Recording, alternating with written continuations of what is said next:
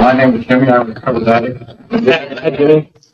Along the lines that Doug was talking about, you mentioned that sometimes we can find out more clearly what something is by seeing what it is not.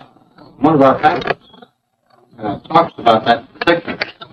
It lists 4 things that addiction is not. And very simply, I'll just run the top part out. And anybody who has not read this pamphlet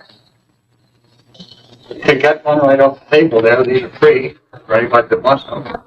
Number 1, addiction is not treatment. You know that. Number 2, addiction is not personal growth. If it's anything, it retards it. And addiction certainly is not goodwill. When I came here, I had nothing left, especially as far as goodwill is concerned.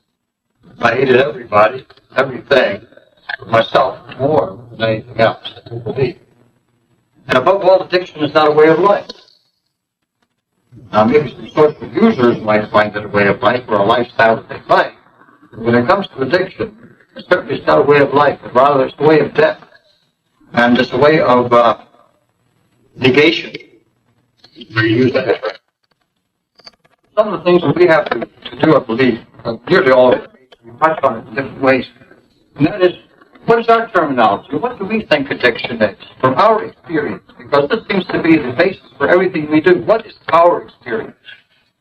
As a body, what is my experience as an individual that I can offer that might help somebody else? And these are the things that finally we say addiction, as we understand it, is a compulsion and an obsession.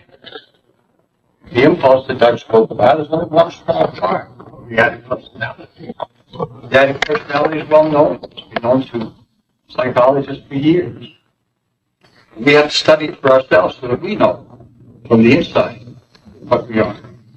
And above that, it's an emotional as well as a spiritual problem. It seems that when we hit bottom and we're looking to do something, we've hit a spiritual low.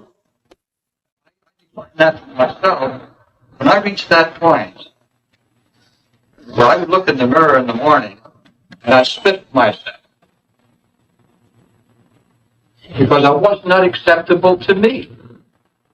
I could no longer face myself. I cut myself. I want nothing to do with me, and I couldn't get away from this character that we had. And I think these are some of the things that we find out that our terminology says best.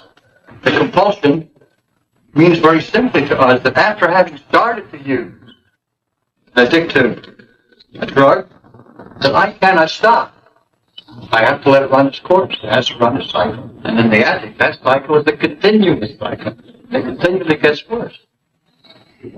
When we stop and are able to stop when we come to narcotic stoppers, no matter what method is used to get us there, we find out that that's about half of the illness. It's gone right there. I don't need anything until I take something. I may want something, but I don't need it. And that need, that urgency, that I can't do without it, is gone. And the obsession then is removed by working our steps.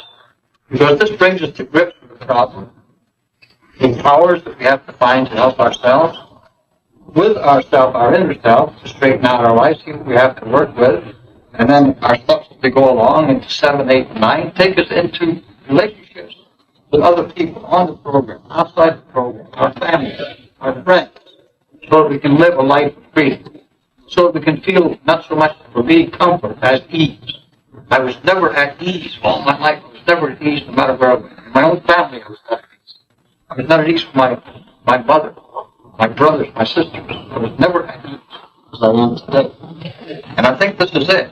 Then we find out that when we get into the working part of our steps, that these are the daily things that we face that brings us to what Doug was talking about. How did you do this week? What happened this week that maybe you had to think about more than once and get yourself back in the right direction? I know that about myself, so I have to be careful.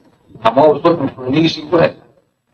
I'm always looking for a few other things that might come my way that I would like to have without paying any price. You know? And I think this is what all part of addiction. And some things that make up addiction, you mentioned the one, compulsion. You know? we have that other thing that's known as, we have a certain word for it, I can just pass it right now, I've lost it. But inadequate, they call it. Inadequate. I never felt that I really was competent to do anything as much as you were competent. I hated competition with individuals because I always felt that I was less than. But here's this, and then we have that spiritual sensitivity. It's not only a spiritual sensitivity that we use on the program after we're clean for a while, but we use it a different way. The old way was, you hurt my feelings, therefore I'm going to use. Therefore I'm going to get even with you. And we didn't realize, we always talk about, well, I have no patience. I had any patience. Patience was a virtue I didn't have. I want to tell you, I was a patient man, even in my addiction. If I was going to get even with you, I'd wait 10 years. I did that. I almost killed a man. If somebody hadn't pulled me off, I'd have been doing time. And this was it. So, but above all, I think, was that little voice inside me that we all talk about. I call him that little dictator bastard, you know, inside of me that says to me things like, even now you say to me, oh, hey. Do you? Go ahead, try it. You never tried that drug before. Why don't you take a crack at it? Maybe now you can handle it. These things never attack us the same way twice. They always come from a different angle. And I found out that I used to set things up. I say, well, I will do this if that happens. And again, I'm going into that old intellectual bullshit that I've always used. I solve everything mentally and then rest back and say, oh, isn't that nice? It's all solved. Put no action into it. And I think above all we find in this program, that action really is the magic part of this program. What we believe and what we practice. We do it every day to some degree. We come to a meeting. Actually, we come to a meeting like this. As I pointed out to somebody the other night, we perform all the 12 steps. I come to a meeting. I reveal myself a little bit to you. You reveal yourself a little bit to me. Sometimes I come to a meeting, I'm down. You can inspire me to try, to grow a little bit, a little more, each day. And I think this is what we do mostly for each other. And it comes back down to the basic thing. We banded together because nothing else seemed to be helping us.